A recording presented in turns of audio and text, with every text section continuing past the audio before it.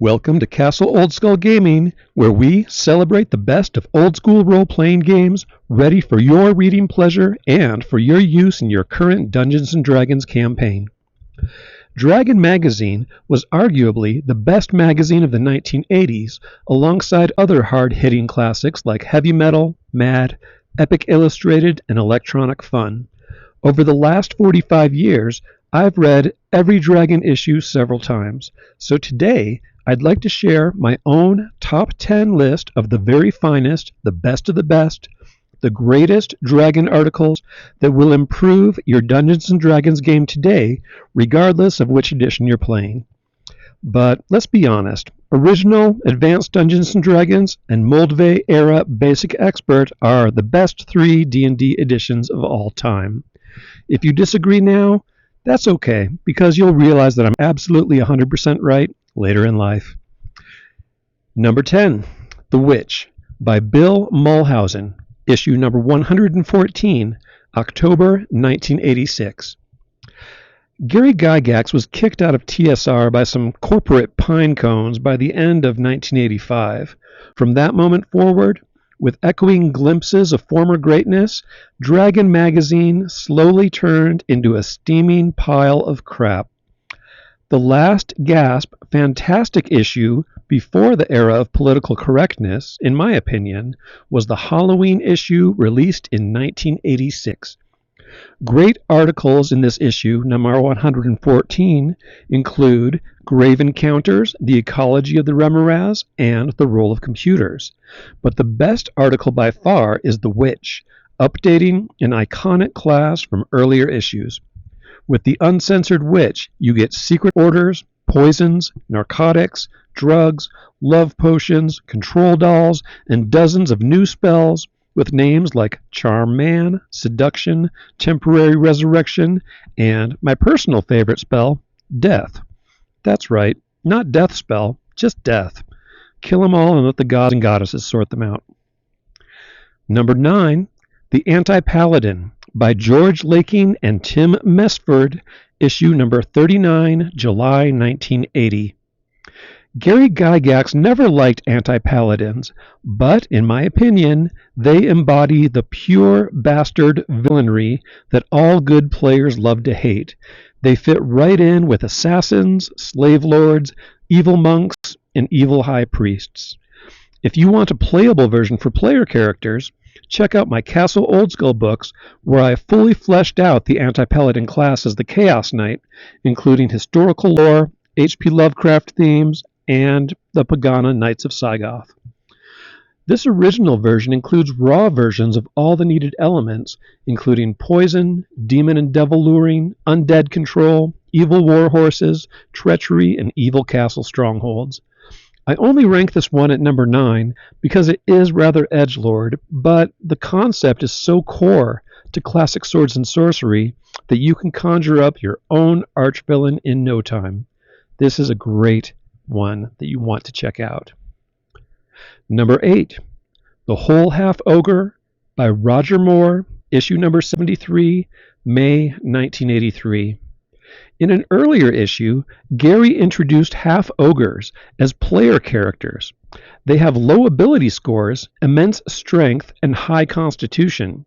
They're basically living battering rams who help you in negotiating with or intimidating or killing humanoids.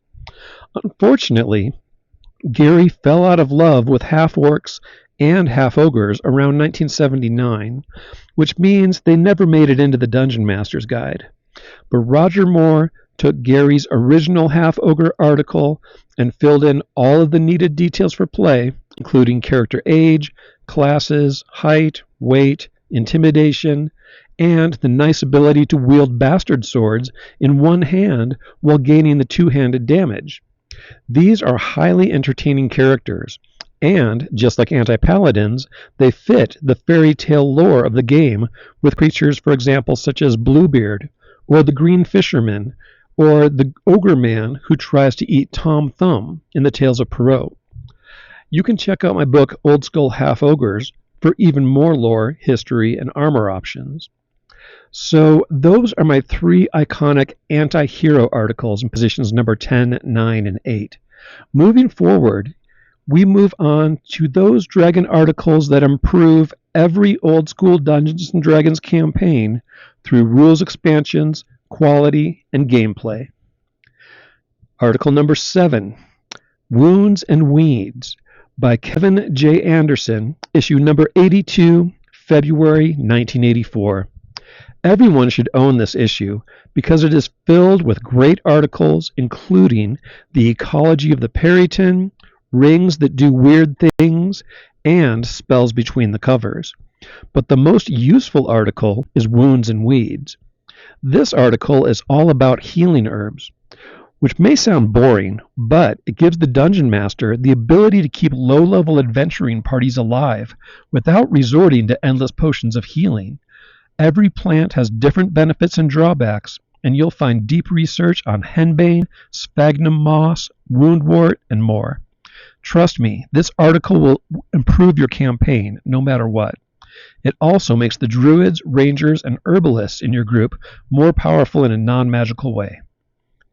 Article number 6, Leomund's Tiny Hut, New Charts Using the 5% Principle, by Len Lakofka with Gary Gygax, issue number 80, December 1983. One of the worst quirks in the Advanced Dungeons & Dragons attack matrices and saving throw tables involves the jumps and disparities between experience levels. By gaining a single experience level, a character might gain a +1, +2, or even +3 increase to their attack ability or survival skills. In a long campaign, your players are going to hate the unfairness of these arbitrary breakage points in the system that make them wait to advance for months or even years. This article smooths all of those D20 tables out so that all characters gain +1 bonuses or +5% tiers at the appropriate times without disrupting the original build of the game. Even better, the system is planned for all monsters too, from 1 hit point all the way up to hit dice 16 and up.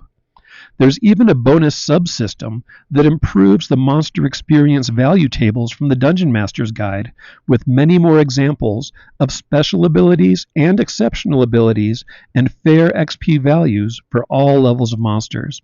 This article packs a huge punch over just a few pages, so be sure to check it out.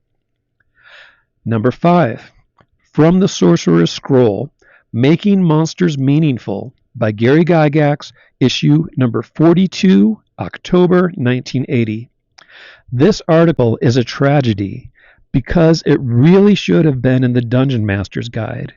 It includes Gary's random thoughts on monster intelligence, tactics, behavior by alignment, organization, lair design, guardian beasts, allied creatures, strong monsters with weaker minions, monster mounts, and symbiotic monsters hiding in lairs. It's not even 2 pages, and it's one of the most useful things that Gary ever wrote.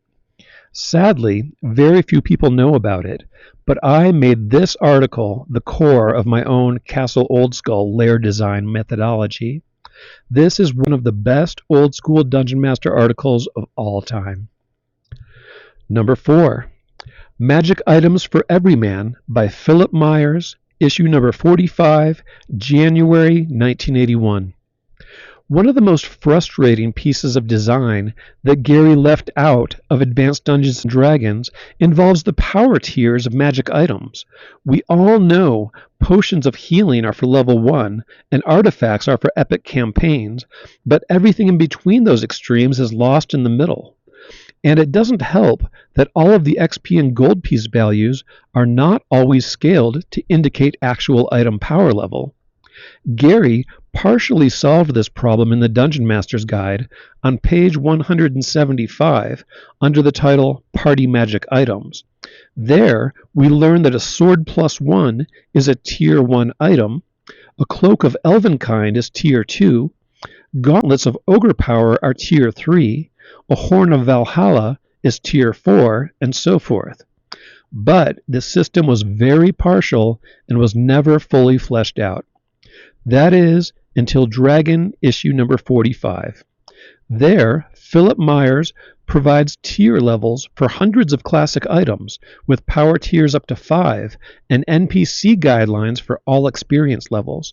And after decades of play, I actually agree with over 95% of his power estimates.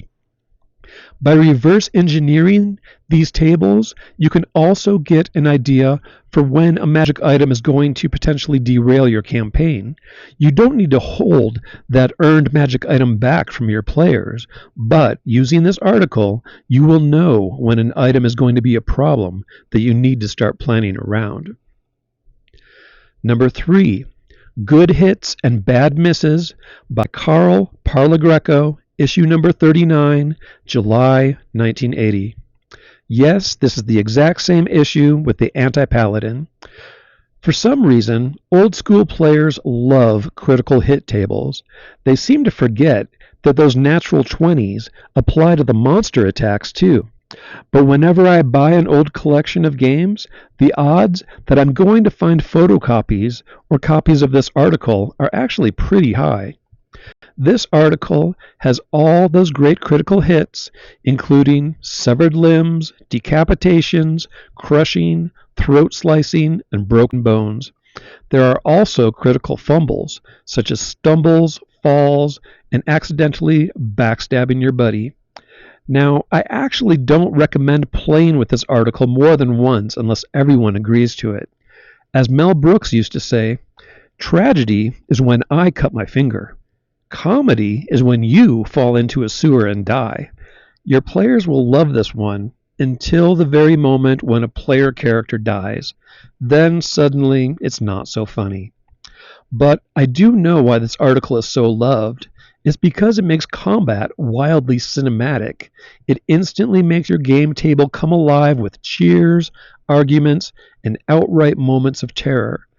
If you want to turn your game into a merciless bloodbath with lots of shouts and laughs, this is the one for you. Number 2, Deities and Demigods of the World of Greyhawk by Gary Gygax, issue number 70, February 1983.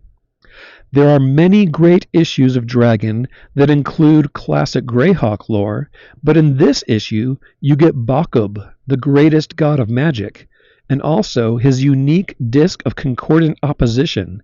This is a level 10 mega spell. And then also Oladamara, the god of rogues and bards, and his unique Cantil of the Eldest Instrument, which I believe actually inspired in part the classic Bard's Tale games of the 1980s. Even better, you get full stats for Gary's own self-insert demigod of the dungeons, Zagig the Mad Archmage. With that unforgettable Gary quote of terror, Zagig is likely to appear with a Vorpal blade in one hand and a Wand of Wonder in the other. If that doesn't scare you, I don't know what else will. Whenever his special wand creates a negative effect, it always targets an enemy, not Zagig. Zagig is one of the best wild NPCs you can put in your game to drive your players insane. I promise you that. He belongs up there with other legends like Obmi, Acererak, Lolth, and Iklavdra. Try him out and see. And my number 1 most favorite article by a large margin, The 9 Hells, Part 1 by Ed Greenwood, issue number 75, July 1983. This classic article forms a trilogy with Part 2 and also The Politics of Hell, forming a mini-supplement for the infernal regions in your game. With this, you get full descriptions of all the planes of hell, rules for servants and vassals, new dukes of hell, new greater devil species, Lilith, the princess of hell, Lord Oriac from Elric of Molnebine, and much, much more. This epic article draws from Dante Alighieri, Milton, Greek mythology, Roman mythology, medieval occultism, Faust, weird fiction, and more. I don't always like Ed Greenwood's works, but the Hell trilogy is a tour de force, and I give full credit where credit is due.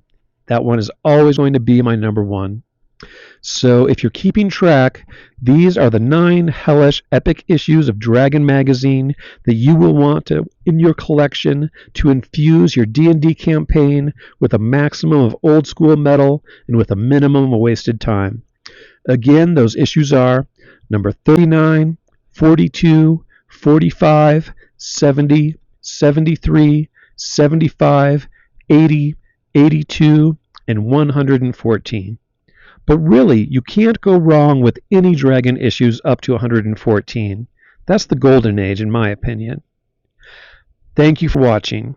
And if you have a different opinion, an insight, or if you want to see more Castle Oldskull top 10 lists from my own 45 years of dungeon mastering, let me know in the comments below. I will see you next time. Take care.